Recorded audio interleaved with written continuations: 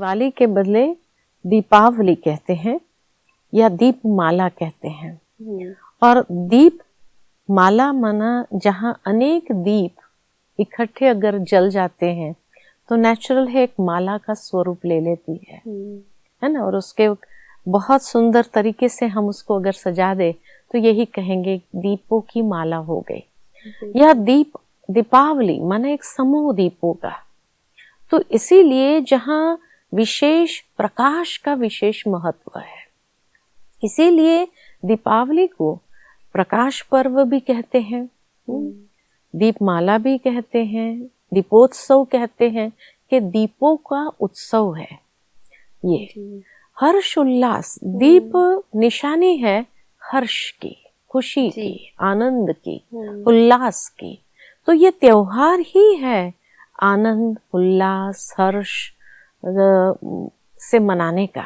ऐसा है कि ये दीपोत्सव जब आता है, दीपावली त्योहार जब आता है तो अकेला नहीं आता है। कहा जाता है उसके साथ पांचों त्योहार इकट्ठे आते हैं कि सबसे पहले धन त्रयोदशी यानी धनतेरस जिसको हम कहते हैं, और धन का आवाहन करना हो यानी श्री लक्ष्मी का आवाहन करना हो तो कहा जाता है कि जहाँ स्वच्छता होती है वहीं लक्ष्मी जी भी पधारती है। और इसी कारण से लोग घर की सफाई करते हैं, कोने कोने को साफ कर लेते हैं, सोचते हैं कि भाई हमारे घर में श्री लक्ष्मी जी की पधरामणी होनी चाहिए। तो इसीलिए पुताई भी करवाते हैं तो सफाई भी हो जाती है, कोने कोने का कचरा निकल जाता है।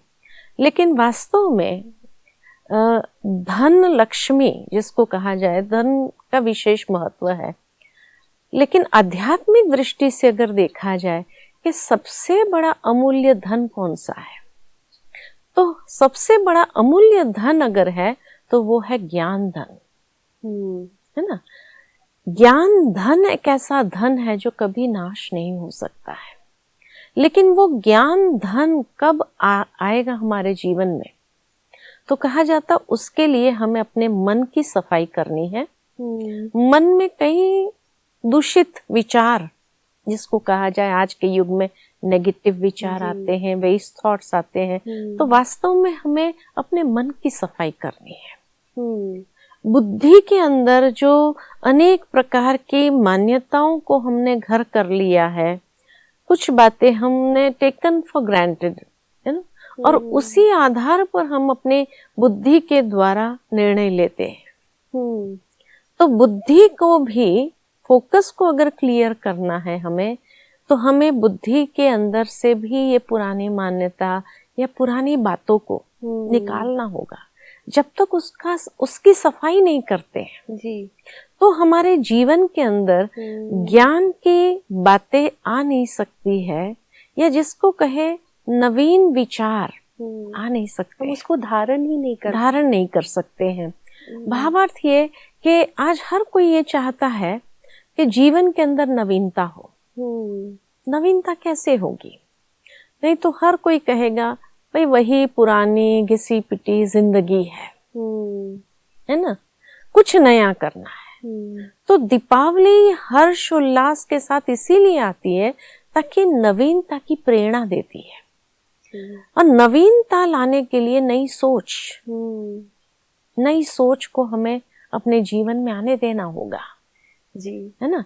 नए विचारों के फ्लो जो है उसको हम अगर आने दे तो मन के अंदर की जो पुरानी बातें हैं उसको हम सहजता से निकाल सकते हैं। मन के अंदर नवीनता आई, विचारों में नवीनता आई, तो नेचुरल है कि जीवन के अंदर वो खुशी ही प्रदान करेगा। पुराने विचार कभी खुशी का अनुभव होने नहीं देता है। तो नए विचारों को आने दो, ज्ञान धन की वृद्धि करनी है, और ज्ञान धन की वृद्धि करने से ही हम अपने पुरानेपन को समाप्त कर सकते हैं।